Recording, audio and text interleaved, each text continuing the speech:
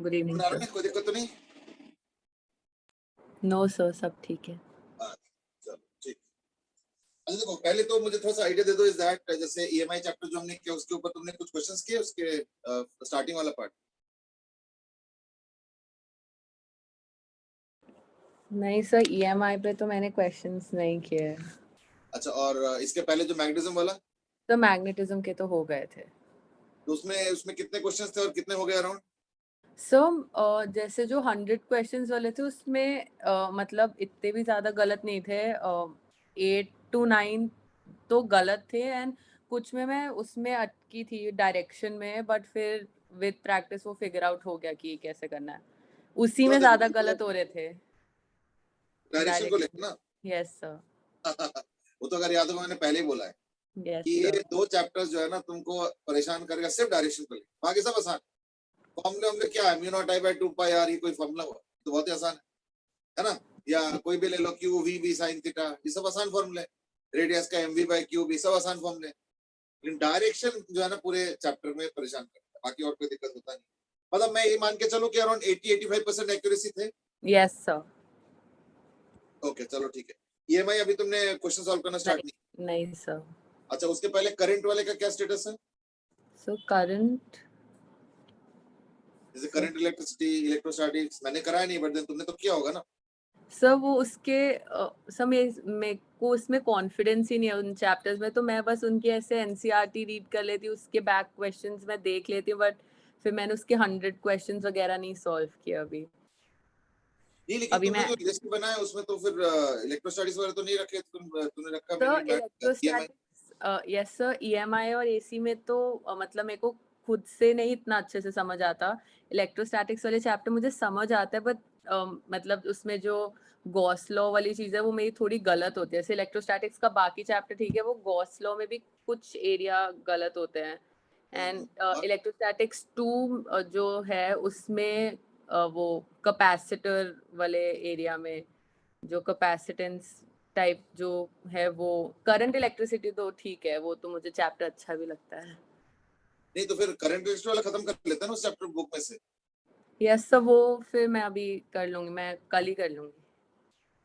Sir अभी हाँ मैं मैंने थोड़ा मॉडर्न कर रही थी, एटम्स न्यूक्लियर मैंने 100 वाले भी कर लिए उनके, अभी मैं एचसी वर्मा करूंगी। मॉडर्न में जैसे एटम न्यूक्लियस का क्या स्टेटस है? सो उसमें तो मतलब जैसे एटम्स में मेरे 8 या 9 गलत थे और न्यूक्लियर में उससे भी कम गलत थे मेरी बुक मतलब में। 100 क्वेश्चंस थे उसमें? यस सर, पूरे 100 थे मतलब दोनों। 100 में अराउंड 90 के ऊपर सही थे यस सर। दोनों चैप्टर्स। Yes sir. वैसे ये ध्यान रखना इज दैट 12th में मॉडर्न के ऊपर नियर 100% मार्क्स लाना है, और 11th में हीट एंड थर्मो और जो बुक 2 है उसके यस ऊपर कुछ करना, 100 मार्क्स मतलब 100% मार्क्स लाना जितने भी क्वेश्चन आएंगे। ये दोनों क्लास के दोनों बुक 2 जो है ना बड़ा इंपॉर्टेंट है, ध्यान रखना ठीक है। ये यस दोनों बुक 1 ही टफ, बुक 2 टफ नहीं, बुक 1 ही टफ, ठीक है ना? चलो ठीक है, let's now continue with the EMI. हमने उस दिन जो किया था वो थे ईएमआई मोशनल ईएमआई, यानी अगर मोशन हो रहा है इन दैट केस ईएमएफ कैसे जनरेट, ठीक है ना? उसमें एक छोटा सा पार्ट हम लोग आज करेंगे और वो है रोटेशनल वाला। तो रोटेशन वाले के एक वजह से रिव्यू कर लेते हैं। जैसे हमने पढ़ा था कि अगर एक रॉड होता है और मान लो कोई मैग्नेटिक फील्ड अगर बी होता है, इन दैट केस जो ईएमएफ जनरेट होगा वो होगा बी एल वी, ये ईएमएफ होगा। और अगर इसी को रोटेशन कर दो तो क्या होगा, है ना? रोटेशन,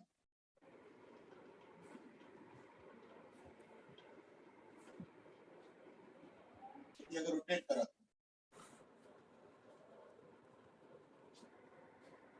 ठीक है ना, सपोज एल लेंथ है और मैग्नेटिक फील्ड बी है, ठीक है ना, और ओमेगा एंगुलर से सपोज घूम रहा है, ऐसे केस में जो ईएमएफ बनेगा वो कितना बनेगा, है ना?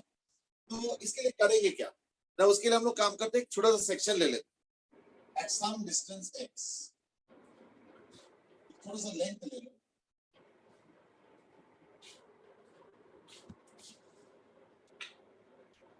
अब अगर कोई रॉड अगर एंगुलर वेलोसिटी ओमेगा से घूम रहा है ऐसे, तो r डिस्टेंस दूर उसका वेलोसिटी क्या होता है, omega r।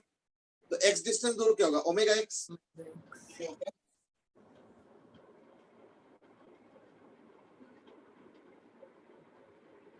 Omega into x।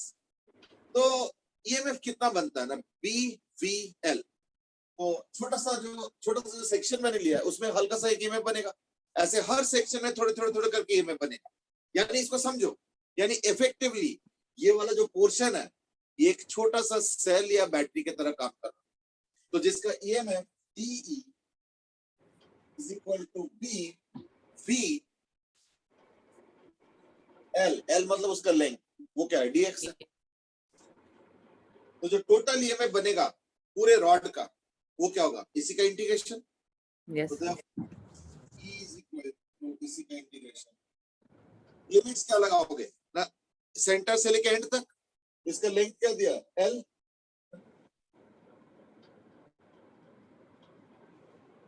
इसका लेंथ L यानी 0 से लेके L तक। यस सर, यानी equal to B omega into integration x dx 0 to L, यानी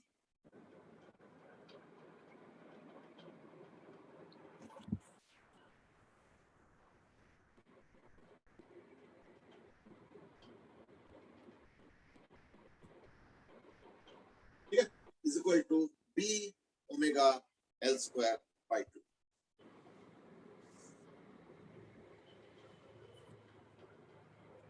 ठीक है, देख लो तो जो टोटल ईएमएफ बनेगा in a rotating rod that will be B omega L square by 2। यानी सब कुछ सेम है। अच्छा, अगर मैं इसको एक सर्किट बनाऊं, है ना, तो क्या होगा, तो इसलिए एक काम करो, मैं एक सर्किट देने वाला हूं, इसमें मैं कुछ चीजें पूछूंगा, फटाफट आंसर करने की कोशिश।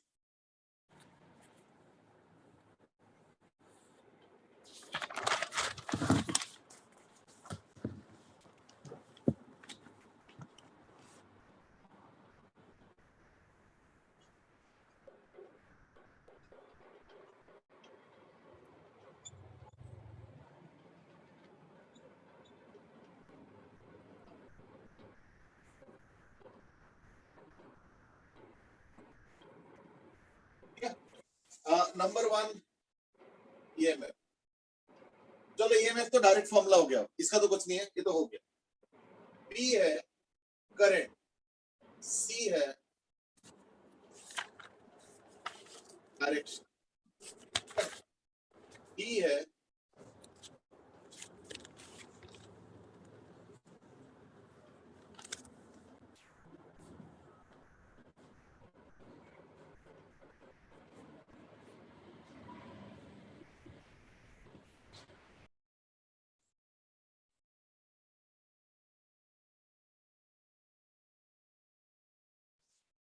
D है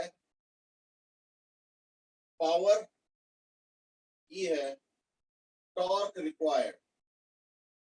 देखो ये जो रॉड है ना, ये खुद से नहीं घूमेगा, इस रॉड को ऐसे घुमाना पड़ता है ऐसे करके। यानी घुमाने के लिए क्या चाहिए होता है, टॉर्क। जैसे एक रॉड को मूव करने के लिए क्या चाहिए, फोर्स। तो लास्ट क्लास में याद करके देखो, हमने रॉड पे कितना फोर्स चाहिए वो निकाला था। आज मैं पूछना, बताओ इस रॉड को घुमाने के लिए, इसको ऐसे घुमाने के लिए टॉर्क क्या चाहिए, ये क्वेश्चन। तो ईएमएफ, चलो वो तो फॉर्मूला हो गया, ये तो हो गया। और करंट, करंट क्या होगा, EMF upon resistance. Yes sir, resistance R दे रखा है। यस अच्छा, सर, रिएक्शन में तुमको बताना है कि करंट ए से बी होगा या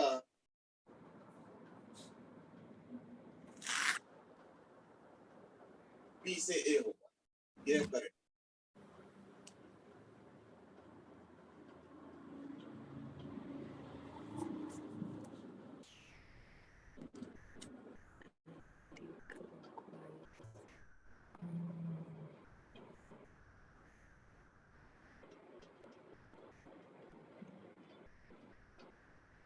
ठीक है, फिर पावर और फिर टॉर्क रिक्वायर्ड।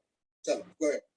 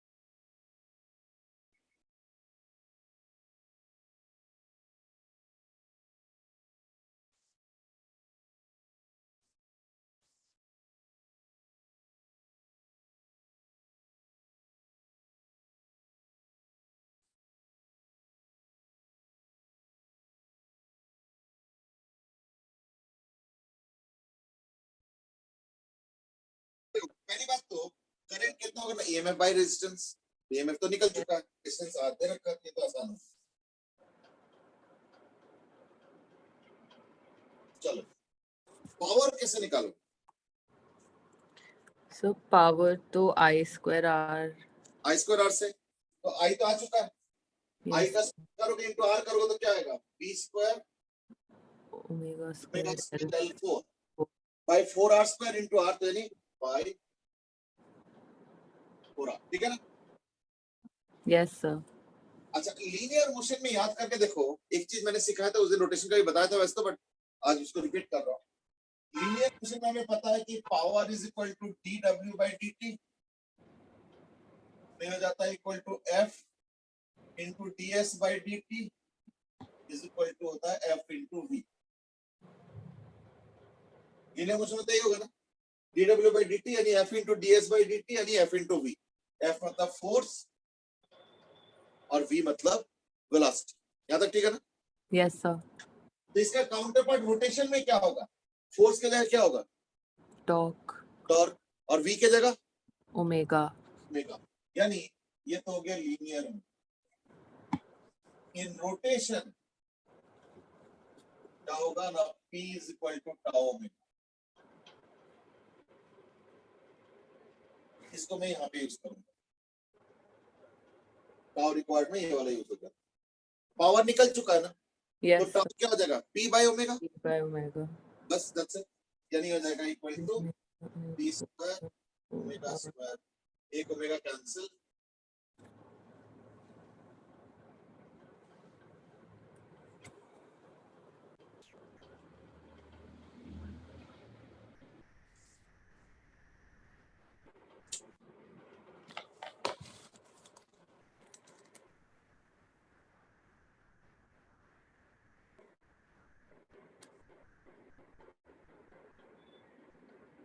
हाँ एक चीज तो रह गया, डायरेक्शन वाला। अच्छा होता बताया नहीं,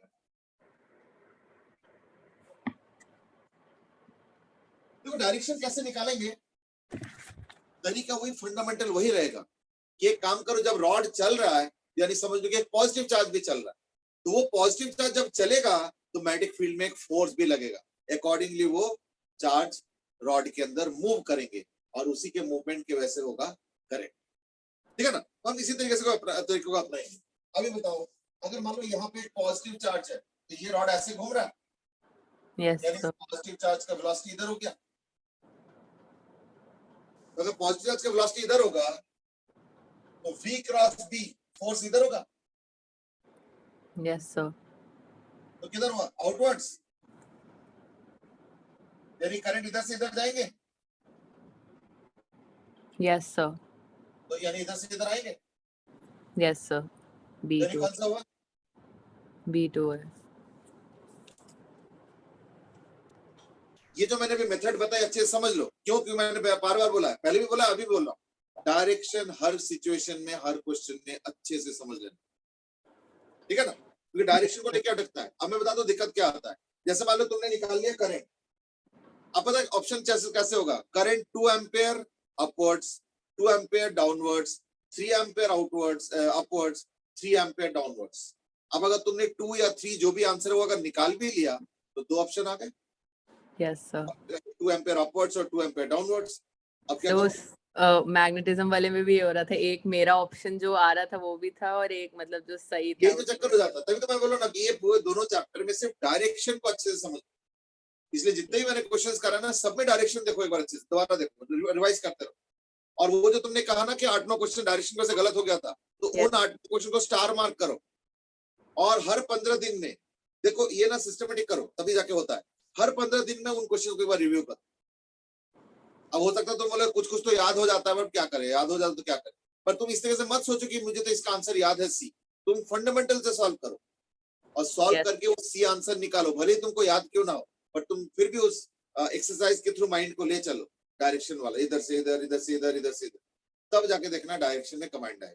डायरेक्शन वाला रातों रात नहीं होता, याद है मैं Yes. बार बार यही चीज कह रहा था कि देखना चैप्टर सारे आसान लगेंगे तो सिर्फ एक डायरेक्शन को छोड़, और वो यहाँ पे भी है, ये चैप्टर भी उसी के अंदर आता है, ठीक है ना? तो डायरेक्शन को डायरेक्शन इस केस में क्या आ गया, बी से, B से। क्लियर हो गया ना? जब Yes. रॉड इधर जा रहा है, रॉड इधर जा रहा है, तो ऑब्वियसली पॉजिटिव चार्ज भी इधर जा रहा है, तो V क्रॉस भी ऊपर होगा, तेरी करंट इधर, तेरी करंट ऐसे ठीक है? Yes, sir. चलो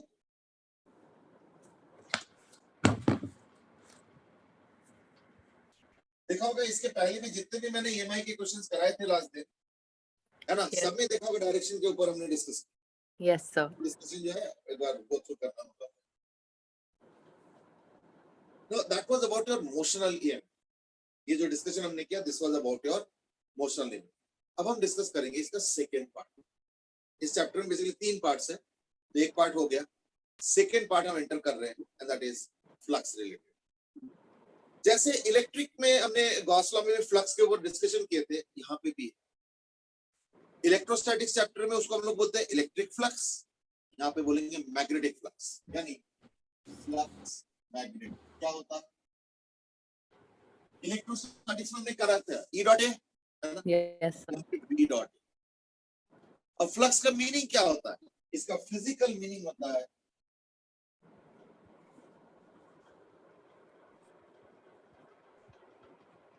नंबर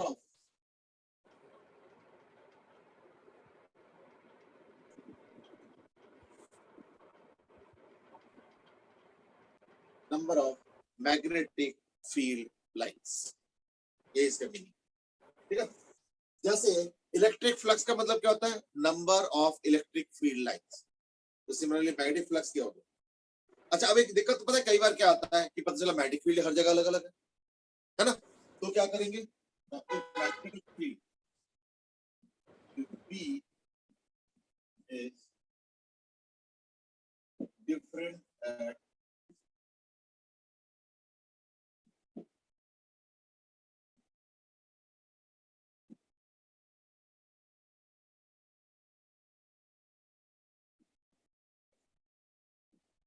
then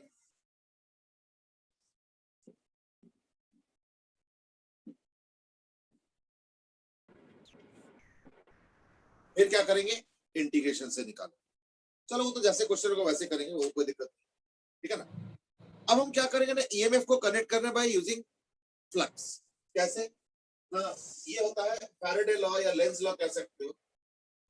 फैराडे ने बताया और लेंज ने मिलकर बताया जो ईएमएफ बनता है वो होता है due to rate of change of magnetic flux. पर एक माइनस हम देते हैं. ये माइनस क्या सिग्निफाई करता है? ये माइनस सिग्निफाई करता है कि जो डायरेक्शन होगा वो हमेशा ऐसे होगा कि उसके कॉज को अपोज करे. यानी this minus has a significance. क्या है ये? That the EMF generated is in such a direction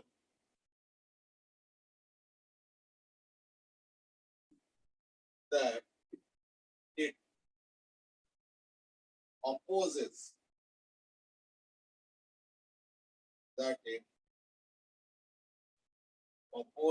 the cause of its generation.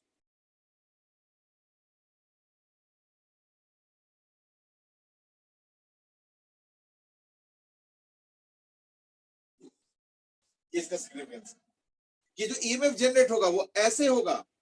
The EMF generated is in such a direction that it opposes the cause of its generation.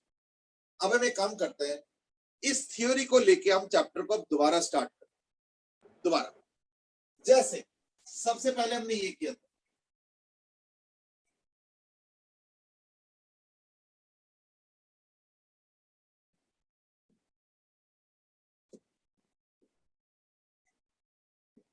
मान लो v velocity से ये rod जा रहा है, ठीक है?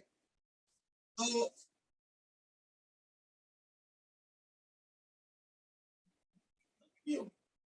अब बताओ, जब ये रॉड जाते हैं in that case magnetic flux बदलता जाएगा, है ना. मैग्नेटिक फील्ड नहीं बदल रहा है, मैग्नेटिक फील्ड तो यूनिफॉर्म है, कांस्टेंट भी है, लेकिन एरिया तो बदलता जा रहा है. क्योंकि देखो पहले इतना सा एरिया था, इतना सा, फिर जैसे रॉड बाहर जा रहा है तो देखो एरिया बढ़ता जा रहा है. Yes, sir. तो जो ईएमएफ बनता है वो फ्लक्स के वजह से नहीं बनता, ध्यान रखना। ईएमएफ बनता है rate of change of flux के वजह से। देखो फाई नहीं है, डी फाई है। डी फाई मतलब होता है चेंज, ये ध्यान रखना। तो चेंज कितना होगा? लेटस से रॉड अभी यहाँ पे है, dt टाइम इंटरवल वो कितना मूव करेगा? स्पीड इनटू टाइम, यानी इसने मूव कर लिया dt, तो रॉड का लेंथ l है और डिस्टेंस उसने कितना मूव किया ना, v dt। तो therefore जो dA होगा एरिया, वो क्या होगा? L इंटू v dt हो गया एरिया।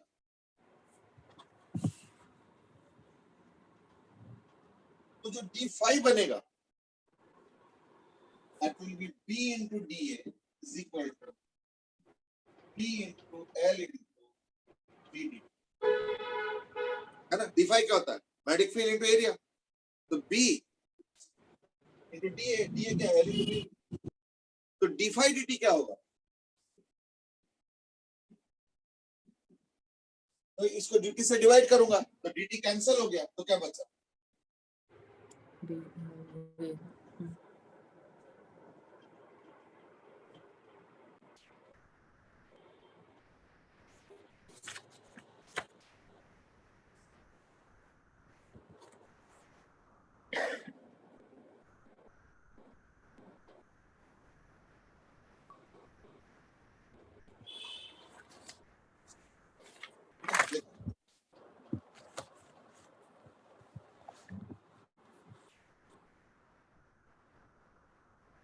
ठीक है ना। ट्रांसवर्स ये तो हमने पहले कर लिया। बिल्कुल यही मैं भी कहना चाह रहा हूं कि हमने जब किया था तो हमने मोशनल ईएमएफ किया था टोटली अलग तरीके से, लेकिन अब हम कर रहे हैं यूजिंग मैग्नेटिक फ्लक्स। ट्रांसवर्स से एक ही चीज टोटली अलग अलग तरीके से कैसे हो गया? एक्चुअली पता है क्या हुआ कि साइंटिस्टों ने जब एक्सपेरिमेंटेशन शुरू किया ना, तो एक ऐसे एक्सपेरिमेंट आया जिसमें कोई मोशन नहीं है लेकिन फिर भी ईएमएफ जनरेट हो रहा है। और जबकि इसके पहले हमने मोशन ईएमएफ का नाम क्या दिया? मोशनल ईएमएफ, यानी मोशन के वजह से ईएमएफ। पर ऐसे एक एक्सपेरिमेंट आ गया कुछ दिन बाद, मतलब कुछ साल बाद, जिसमें कोई मोशन नहीं है लेकिन ईएमएफ जनरेट हो रहा है। तो ये कैसे हो गया? हमारे तो फॉर्मूला में भी है, ये देखो वेलोसिटी है, वेलोसिटी है। और अगर वो रोटेशन वाला, तो अब तो हटा दिया, रोटेशन वाले में भी ओमेगा था यानी मोशन था, तो बगैर मोशन कैसे जनरेट होगा, है ना। तो वो होगा बिकॉज ऑफ डिफाई dt। ये कैसे होगा? मोशन हो नहीं रहा है और डिफाई dt हो रहा है, ये कैसे? मैं उसका एग्जांपल बता दूं, जरा ध्यान से देखो। साइंटिस्टों ने क्या किया?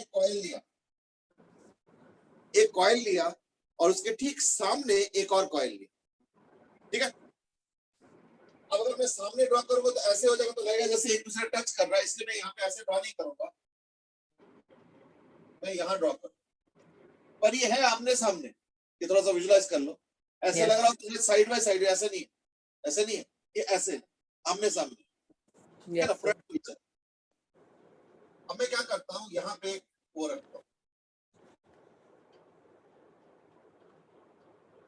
यानी ये कॉइल है, ये स्विच है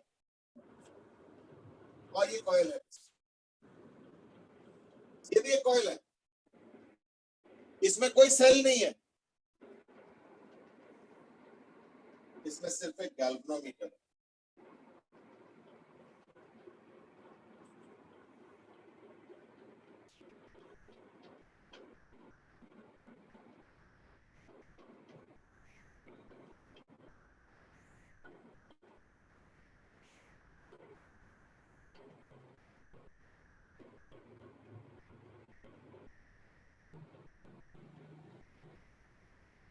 ठीक है, अब कहीं कोई मोशन नहीं है, सब फिक्स है। लेकिन जब एक्सपेरिमेंट किया गया तो पता है साइंटिस्टों ने कैसे किया? उन्होंने कुछ नहीं किया, उन्होंने सिर्फ स्विच को ऑफ किया, ऑन किया, ये वाला कैसे ऑन किया, तो उन्होंने देखा कि जो गैल्वेनोमीटर है ना,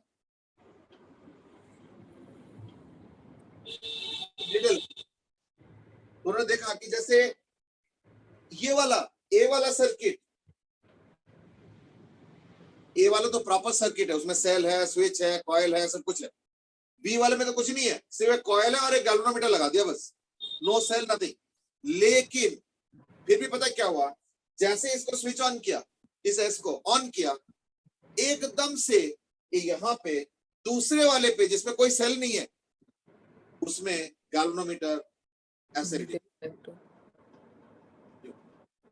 मोमेंटरी डिफ्लेक्शन, ऐसे नहीं कि करंट चल रहा है, नो, करंट हुआ और बंद भी हो। अब साइंटिस्ट को ये समझ में नहीं आ रहा है, हमने तो मूव कुछ भी नहीं करा है, ऐसे भी नहीं कि कॉइल को आगे ले जा रहा हूं पीछे ले जा रहा हूं, कुछ भी नहीं करा है, फिर ये हुआ कैसे? साइंटिस्ट भी हक्के वक्के रह गए।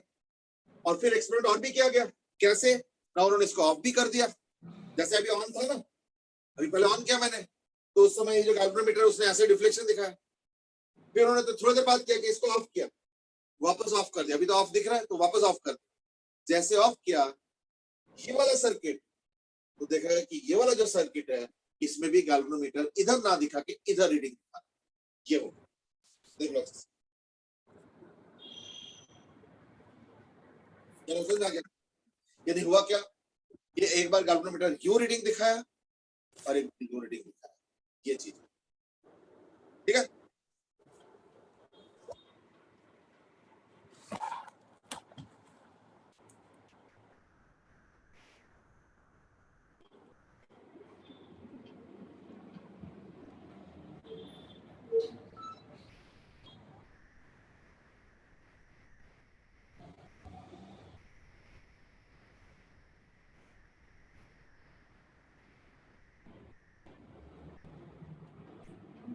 अब देखो यहाँ पे कोई मोशन नहीं हो रहा है, तो ईएमएफ जनरेट हो गया, तो लेकिन वो इमोशनल ईएमएफ से जनरेट नहीं हुआ, वो एक्चुअली फ्लक्स के वजह से, यानी फ्लक्स ही असली कॉज, इसलिए मैंने फ्लक्स से इसको डिराइव करके दिखाया लीनियर वाले कि फ्लक्स ही असली cause.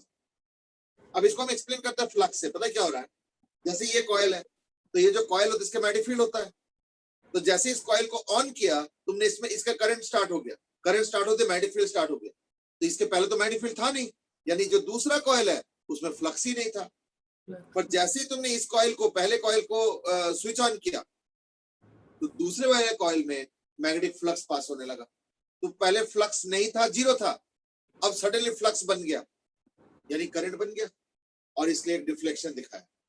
But then you might see, फिर डिफ्लेक्शन एकदम से रुक क्यों गया, मतलब दिखाया फिर जीरो कैसे हो गया, क्योंकि जब पहले वाले कॉइल में करंट फिक्स हो गया, मैग्नेटिक फील्ड फिक्स हो गया, यानी दूसरे वाले में भी मैग्नेटिक फ्लक्स फिक्स हो गया, है ना। तो अगर दूसरे वाले में मैग्नेटिक फ्लक्स फिक्स हो गया तो ऑब्वियसली फिर मैग्नेटिक फ्लक्स बदल तो नहीं रहा है, यानी क्या होगा ना, no change in the magnetic flux, इसलिए अब और कोई ईएमएफ नहीं, इसलिए सिर्फ जिस वक्त स्विच ऑन किया तो दूसरे वाले में करंट थोड़ी देर के लिए बन के फिर जीरो, उसके बाद बंद हो गया।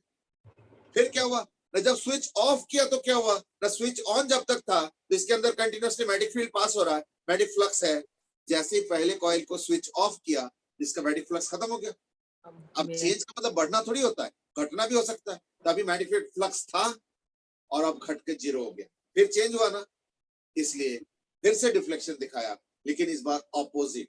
क्यों ऑपोजिट, क्योंकि पिछले बार फ्लक्स बढ़ा था, है ना, उसकी वजह से ईएमएफ जनरेट हुआ, इस बार फ्लक्स घटा है इसलिए ईएमएफ जनरेट हो रहा है, इसलिए साइन उल्टा हो गया, इसलिए एक बार डायरेक्शन ऑफ गैल्वेनोमीटर नीडल इस तरफ होगा और दूसरी बार डायरेक्शन ऑफ गैल्वेनोमीटर नीडल इस तरफ होगा, दैट्स द पॉइंट, है ना। देख लो अच्छे से,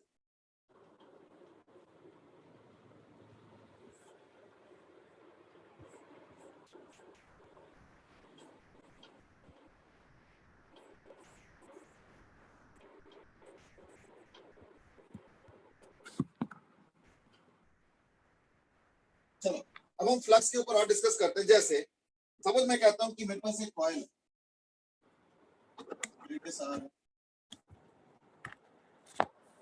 मुझे ये जरूर बताना कि डायरेक्शन क्या हो, और मान लो इसका जो रेजिस्टेंस है, एक काम करो, इसका रेडियस आर ले लो, स्मॉल आर ले लो, और रेजिस्टेंस को आर लिखो, कैपिटल आर, ठीक है ना, कोई दिक्कत नहीं।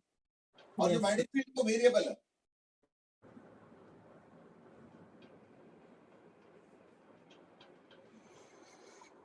-4t² k क्या, radius is equal to suppose 2 metre.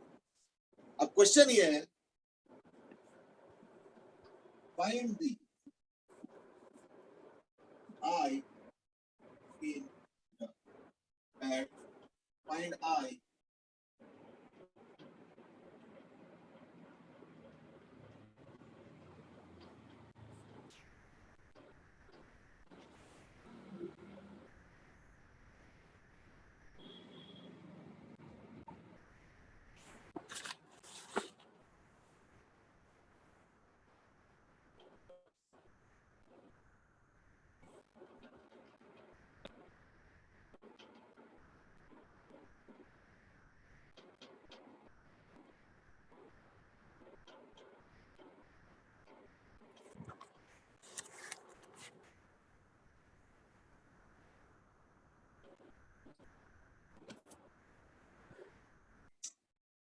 तो ऐसे करंट निकालो, डायरेक्शन निकालो। Yes, sir.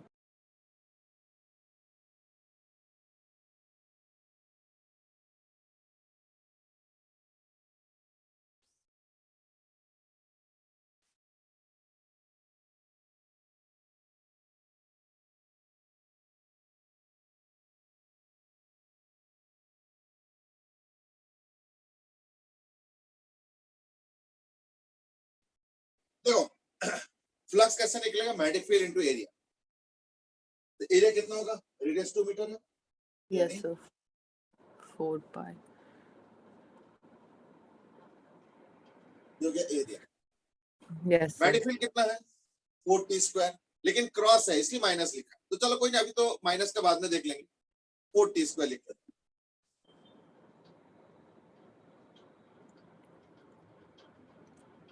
ठीक है, ये होता है मैग्नेटिक फ्लक्स।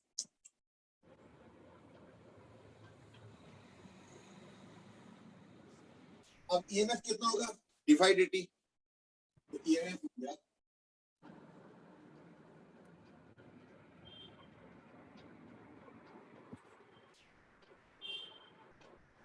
इसको डिफरेंशिएट करेंगे तो ये कितना हो गया ना, 4 into 2 square 4, 16 pi T square, यानी 16 पाई इंटू टी स्क्वायर, ये हो गया फ्लक्स। और ईएमएफ क्या होगा, डिवाइड dt। तो इसको डिफरेंशिएट कर दो 2t यानी 32 पाई टी। और t क्या दे रखा है 3 सेकंड, तो इसको 3 से मल्टीप्लाई करो तो यानी 96 पाई। 6 pi. ये तो हो गया ईएमएफ। रेजिस्टेंस 4 ओम है, therefore current is equal to EMF by resistance is equal to 96 pi by 4, यानी equal to 24 pi.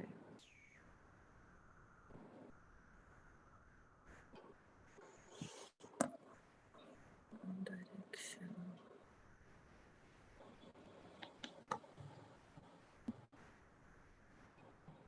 तो करंट तो आ गया। अब मुझे डायरेक्शन बताओ, क्योंकि मुझे पता है यहीं पे अटकता है सब चीज।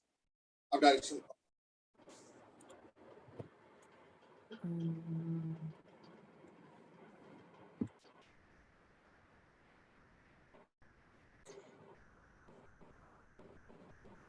गैप में तो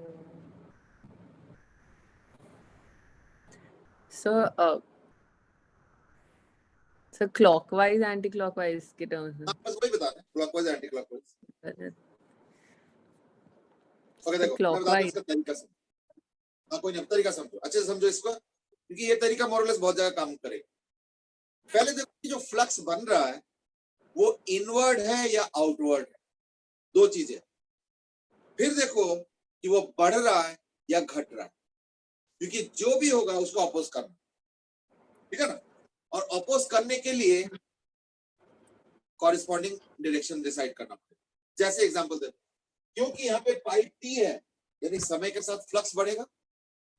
यस सर, ये होगा ना। तो यानी टी स्क्वायर है तो वो सब मैग्नेटिक फील्ड टी स्क्वायर है, तो फ्लक्स हो गया पाई टी स्क्वायर वगैरह, यानी समय के साथ फ्लक्स बढ़ेगा। कौन से, इनवर्ड या आउटवर्ड? इनवर्ड फ्लक्स है, आउटवर्ड फ्लक्स है? सो इनवर्ड।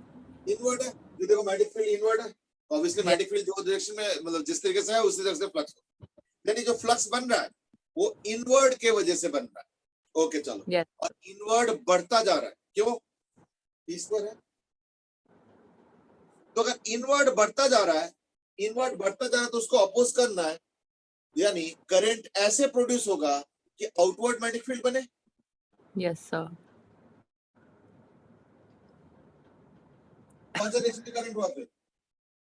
Sir anti clockwise. यानी ये हो जाएगा एंटी क्लॉकवाइज। बस यही है। यानी तुमको दो चीजें देखना है, इनवर्ड के डायरेक्शन वैसे बन रहा है या आउटवर्ड डायरेक्शन वैसे बन रहा है, वो घट रहा है या बढ़ रहा है, बस यही दो तीन चीजें देख, है ना? Is that okay? Yes sir. चलो ठीक।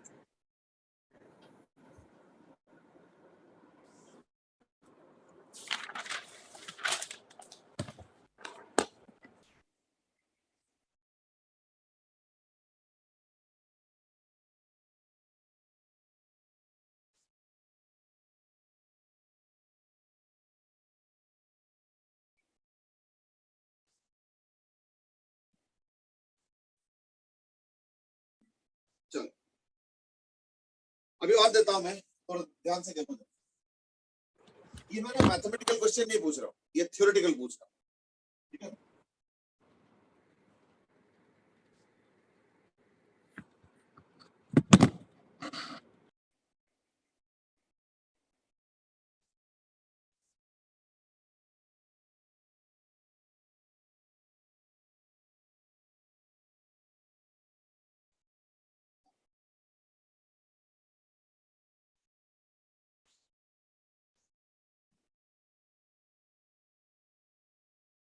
तुमको एक एक में, अच्छा एक मिनट रुको, ये तो ए बी सी हो गया, डी ई, तो तुमको एक एक में बताना है कि जो इंड्यूस्ड करंट बनेगा वो क्लॉकवाइज बनेगा या एंटी क्लॉकवाइज।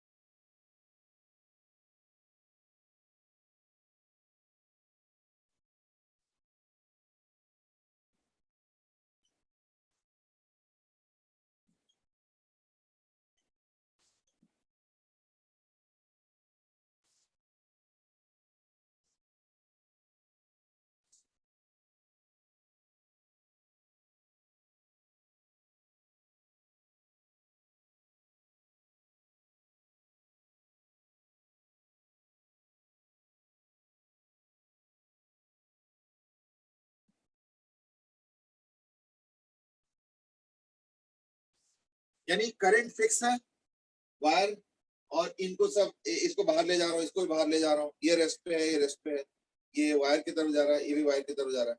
एक एक में इंड्यूस करंट का डायरेक्शन बताना, only direction. So only direction. पहली बात तो पी पे कोई मैग्नेटिक फ्लक्स चेंज तो होगा नहीं, फ्लक्स बनेगा, फ्लक्स बनेगा, क्यों? तो देखो अगर ये करंट होगा तो मैग्नेटिक फील्ड ऐसे होगा, तो इस तरफ यस तो सर। सारा क्रॉस होगा और इस तरफ यस। डॉट होगा, बाहर की तरफ, ये हो यस गया सर। डॉट, ठीक है ना?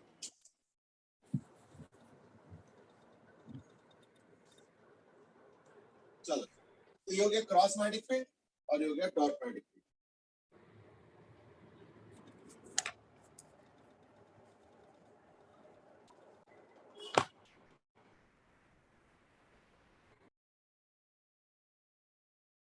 ठीक है, देख लो, तो A B C D E F cross और डॉट, ये करंट हो गया।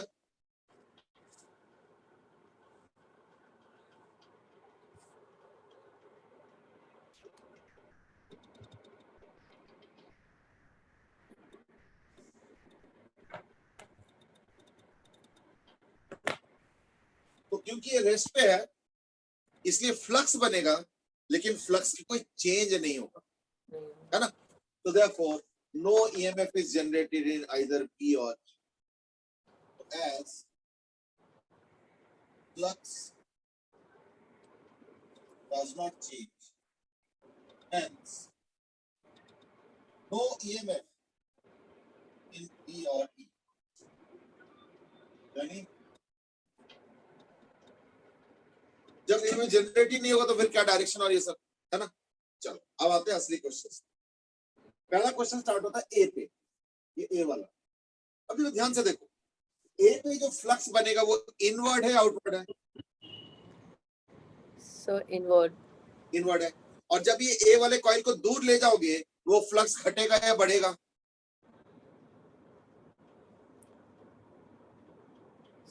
तो फ्लक्स में क्या मैग्नेटिक फील्ड और एरिया, तो अगर Yes. उसको So, दूर ले जाते हो तो क्या एरिया बढ़ेगा। बदलेगा?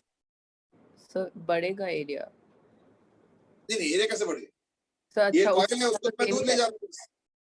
हाँ सेम रहेगा। हाँ, एरिया सेम रहेगा, magnetic field So magnetic field कम नहीं हो जाएगा? कम तो होगा, लेकिन इतना कम कॉन्फिडेंस के साथ क्यों बता रहे हो? मैग्नेटिक फील्ड का फॉर्मूला क्या है इनफाइनाइट वायर की वजह से? सर याद ही नहीं। B mu naught I by 2 pi R, लेकिन ये फॉर्मूला याद क्यों नहीं बेटे अभी? सर जो वैसे स्पॉन्टेनियस क्वेश्चंस आते तो फिर मैं थोड़ा फंबल करके भूल जाती हूँ। नहीं, लेकिन ये फॉर्मूले तो सारे याद होने चाहिए बेटे, फॉर्मूला याद नहीं हो तो नहीं चलेगा। Yes sir. Infinite wire, finite wire, circular wire, ring के वजह से, शीट के वजह से, ये सारे फॉर्मूले जब तक याद नहीं रहे तो क्वेश्चन कैसे हो, है ना? चलेंगे ए को बाहर की तरफ ले जा रहा हो, दूर ले जा रहा हो, तो मैग्नेटिक फील्ड सर कम होगा। कम होगा। अब एरिया तो सेम है, यानी मैग्नेटिक फ्लक्स सर कम हो जाएगा। कम होता जाएगा, और वो इनवर्ड्स है। Yes sir. तो जो चीज कम होता जा रहा है उसको तो सपोर्ट करेगा, और जो चीज ज्यादा होता जा रहा है उसको अपोज करेगा। यही तो करेगा ना ये? यस तो अगर मान लो इसको अंदर के फ्लक्स को सपोर्ट करना है ए वाले केस में, तो किस तरीके से करंट होना चाहिए? अंदर की तरफ मैग्नेटिक फील्ड बढ़ाना है ना? अंदर की तरफ मैग्नेटिक फील्ड बढ़ाना है, ऐसे करना। तो कौन सा करंट हुआ? सर क्लॉकवाइज, यानी ए वाले में क्लॉकवाइज ईएमएफ। चलो सी पे आ जाओ। तो उसमें उसको अपोज करना होगा, तो फिर इसलिए वो बाहर की तरफ करंट जनरेट करना चाहेगा, तो एंटी क्लॉकवाइज। ऐसे नहीं, तो हड़बड़ी नहीं। इस पे भी फ्लक्स इनवर्ड ही होगा, क्यों? क्योंकि इस पूरे रीजन में ही मैग्नेटिक फील्ड इनवर्ड्स है। Yes sir. तो उसके बाद का आर्गुमेंट बताओ। सर तो अगर वो इस साइड को मूव करेगा तो मैग्नेटिक फील्ड बढ़ेगा। बढ़ेगा। यस सर, तो फ्लक्स भी बढ़ेगा। बढ़ेगा, और वो इनवर्ड फ्लक्स बढ़ता जा रहा है। Yes sir. उसको अपोज करने के लिए आउटवर्ड जनरेट करना पड़ेगा। Yes sir. Yes sir, anti clockwise. नहीं, सी वाले में एंटी क्लॉकवाइज करंट जनरेट होगा। Is that okay? Yes sir. चलो अब कर लो डी वाला। डी वाले में भी यही आर्गुमेंट लगा के देखो जरा क्या हो। तो उसमें सर मेरा एंटी क्लॉकवाइज आ रहा था। नहीं, ऐसे नहीं, आंसर नहीं, एक्सप्लेनेशन बताओ। सर तो उसमें भी क्योंकि जो अभी फ्लक्स है वो आउटवर्ड्स है, तो विद डिस्टेंस फ्लक्स कम होगा और वो उसको सपोर्ट करेगा। फ्लक्स कम हो रहा है, कौन सा? आउटवर्ड वाला कम हो रहा है। Yes sir. हाँ, तो आउटवर्ड वाले को सपोर्ट करने के लिए यानी आउटवर्ड मैग्नेटिक फील्ड जनरेट करना पड़ेगा। Yes sir. तो कैसे होगा? एंटी क्लॉकवाइज या क्लॉकवाइज? Anti clockwise. इस केस में एंटी क्लॉकवाइज हो जाएगी। आउटवर्ड मैग्नेटिक फील्ड बन गया। Yes sir. यानी इस बार ये हो गया एंटी क्लॉकवाइज। वैसे पता है इस बार मेरे लिए एक अच्छा ऑप्शन था, इजी ऑप्शन था। पता है क्या? कि जब ये बाहर जाता है तो इसका अगर क्लॉकवाइज होता है तो ये उल्टा जा रहा है, तो we that is anticlockwise. Yes sir. लेकिन ये अच्छा तरीका नहीं है। क्यों? इसके मतलब तुम इसका आंसर उसके भरोसे दे रहे हो। तो yes, पूछा दिख ही जाएगा ना, 6 क्वेश्चन थोड़ी आएंगे एग्जाम में। तो देयरफॉर हमें ओरिजिनल तरीके से हर क्वेश्चन को करने का तरीका पता होना चाहिए, ये चीज। तो देयरफॉर इस बार यहाँ पे क्या हो रहा है ना, फ्लक्स आउटवर्ड्स है और दूर जा रहे हो तो घटता जा रहा है। Yes sir. एक मिनट रुक जाओ। आउटवर्ड्स घटता जा रहा है ना? हाँ ठीक है, तो आउटवर्ड्स अगर घटता जा रहा है तो आउटवर्ड को सपोर्ट करना पड़ेगा, यानी एंटी क्लॉकवाइज। एफ का क्या होगा? क्लॉकवाइज। आंसर तो मुझे पता है इजी हो गया क्योंकि वो ऑपोजिट करके निकाल दोगे, लेकिन आर्गुमेंट के साथ। सर क्योंकि जो आउटवर्ड फ्लक्स है, मतलब फ्लक्स इसमें भी आउटवर्ड्स है, बट ये क्योंकि इस डायरेक्शन में जा रहा है तो मैग्नेटिक फील्ड बढ़ रहा है, तो आउटवर्ड फ्लक्स बढ़ेगा, तो उसको अपोज करने के लिए हमें अंदर को मैग्नेटिक फील्ड देना पड़ेगा, तो उस वजह से क्लॉकवाइज। बस ठीक है, ये अब सही हो गया आर्गुमेंट, एकदम परफेक्ट हो गया। देखो ये क्लॉकवाइज। Yes sir. क्लियर हो गया? Yes sir. ओके, अब इस क्वेश्चन को मैं थोड़ा और कठिन बनाऊं और यही क्वेश्चन दोबारा दूंगा। और सपोज ये जो करंट है ना, सपोज ये जो करंट है ये बढ़ता जा रहा है, यानी अभी 5 एम्पियर, फिर थोड़ी देर बाद 6, 7, 8, 9 बढ़ता जा रहा है, यानी इस बार आई इज इंक्रीजिंग। अब फिर से इस क्वेश्चन में करो, सेम क्वेश्चन रिपीट।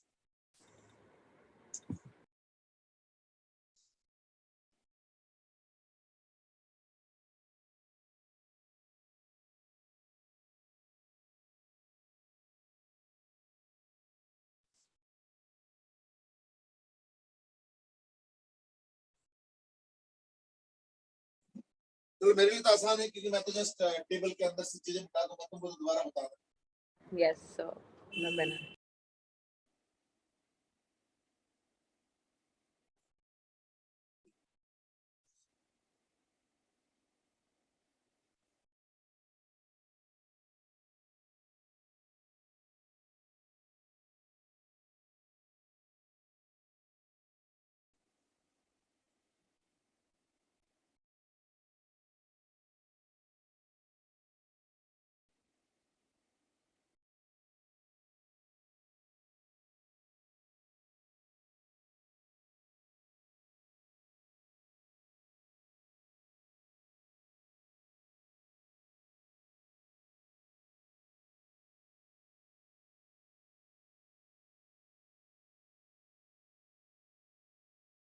कम हो रहा था क्योंकि डिस्टेंस बढ़ रहा था, हाँ, बट सिमिलरली जब ऊपर जो आई है, जैसे म्यू नॉट आई अपॉन जो उसमें आई इंक्रीज हो रहा होगा, तो ज्यादा इफेक्ट मतलब किसका होगा? हाँ, now this is important point आ गया ना, यानी इस बार हम कंक्लूड नहीं कर पाएंगे।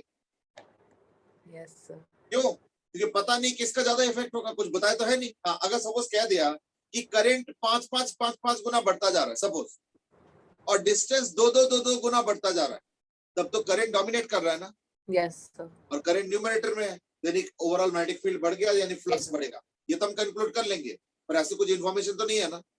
Yes sir.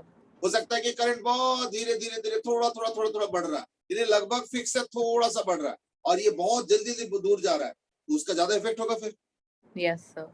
यानी इस बार क्या हो गया? इनकंक्लूसिव, यानी कैनॉट बी डिटरमाइंड। सीबीटी का मतलब होता है कैनॉट बी डिटरमाइंड।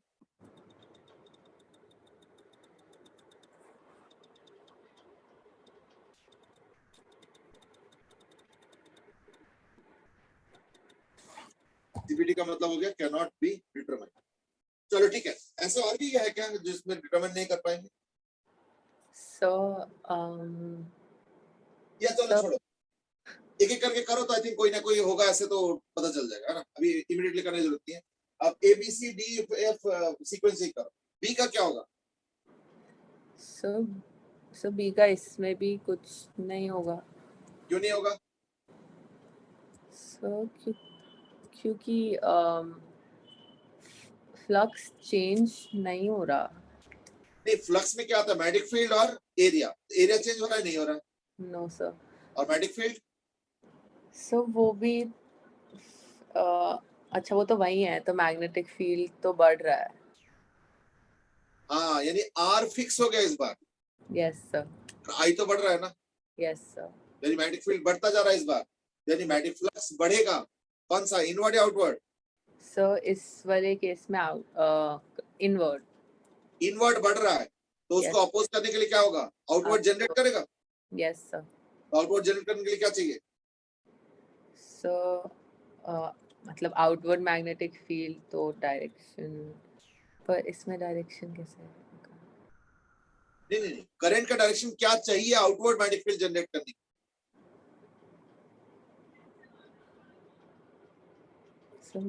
सब मतलब सब बाहर की लिए? तरफ। जो इंड्यूस करंट बनेगा वो किसी चीज को सेटिस्फाई करने के लिए बनेगा। इस बार क्या सेटिस्फाई करना है ना, बाहर मैग्नेटिक फील्ड जनरेट होना चाहिए, क्योंकि अपोज करने के लिए बाहर मैग्नेटिक फील्ड चाहिए। क्यों? Yes. क्योंकि अंदर की तरफ वाला जो फील्ड है वो बढ़ता जा रहा है, मतलब फील्ड लाइन से वो बढ़ता जा रहा है, तो Yes. उसको अपोज करने के लिए बाहर जनरेट करना पड़ेगा। तो Yes. बाहर जनरेट करने के लिए जो करंट चाहिए यहाँ पे, वो Yes. किस डायरेक्शन होना चाहिए? क्लॉकवाइज होना चाहिए या एंटी क्लॉक? Inside अगर मैग्नेटिक फील्ड है so देखो ये एंटी क्लॉकवाइज चाहिए। yes sir, हाँ मैं डायरेक्शन बार-बार बोल रहा हूँ। yes ये sir, मतलब एंटी मैग्नेटिक फील्ड वाले को प्रैक्टिस ही नहीं है लग रहा है, नहीं है ना? सर मेरे रिवाइज तब करनी चाहिए, yes sir, है ना? यदि क्या हो रहा है ना, एंटी क्लॉकवाइज हो, clockwise तो बार-बार प्रैक्टिस करो। प्रैक्टिस yes छोड़ो मत, क्योंकि डायरेक्शन में भूलने लगोगे। कोई भी भूल सकता है, ऐसा कोई दिक्कत नहीं है। लेकिन अगर हम बीच में जो प्रैक्टिस करते रहेंगे ना, हफ्ता 10 दिन, हफ्ता 10 दिन, वो डायरेक्शन वाले क्वेश्चन में खास करके स्टार लगा था। और Yes. मैंने जितने भी क्वेश्चंस किया, मैंने हर एक में डायरेक्शन समझाया था। yes तो उन sir, क्वेश्चंस को भी एक साथ मैं तो करो। नोट्स ही उस समय भी बार बार देखी थी कि इस क्वेश्चन में ऐसे हमने डायरेक्शन निकाली थी, इसमें ऐसे हाँ। निकाली थी। हाँ, बस उतना ही कर लो, बहुत हो जाता है। और जो क्वेश्चन अटके थे, वो जो बताते ना कि 8-9 क्वेश्चन अटके थे डायरेक्शन से, yes sir, उनको भी स्टार लगा दो। इनको बार-बार रिव्यू करो, तब जाके होगा।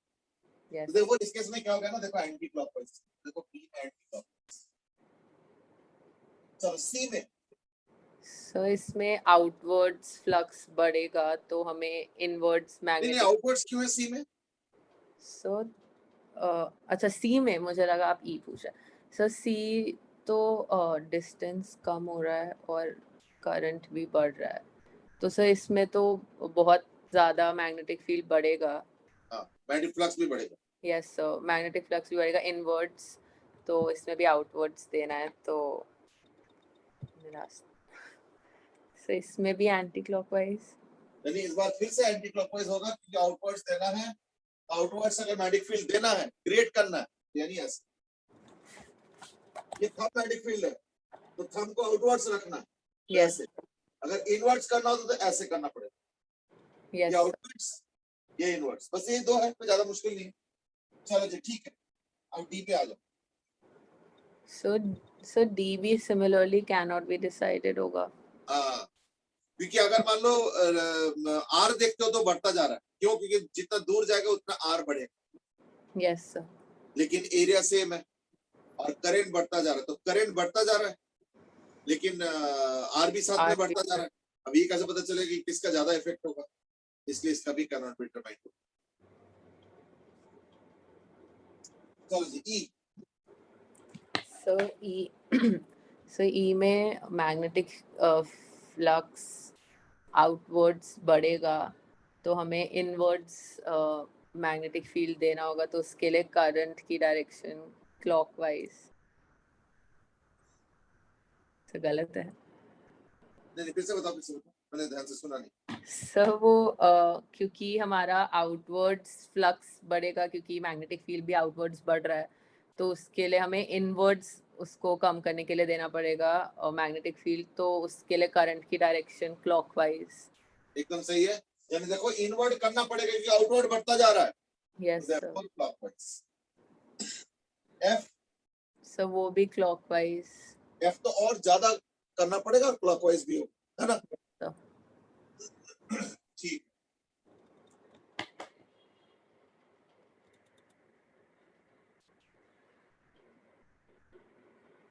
चलो ओके। दैट इज मोर और less the discussion on the direction of EMF. इसमें देखा होगा कि ऑलरेडी हमने कितने बार डायरेक्शन कर ली, 2-4 ही क्वेश्चन किया हम, लेकिन डायरेक्शन हमने उससे काफी ज्यादा टाइम्स एनालाइज किया, है ना? चलो ठीक, अभी मैग्नेटिक फ्लक्स वाला पार्ट खत्म करने में एक क्लास और लगेगी, इसमें और भी केसेस है। ये अभी दूसरा वाला पार्ट चल रहा है और एक और पार्ट हो गया इंडक्टर के ऊपर, वो उसके नेक्स्ट क्लास में। ठीक है, चलो ठीक है, आज के इतना ही। Thank you sir. ओके बेटे, have a good day, bye. Thank you sir.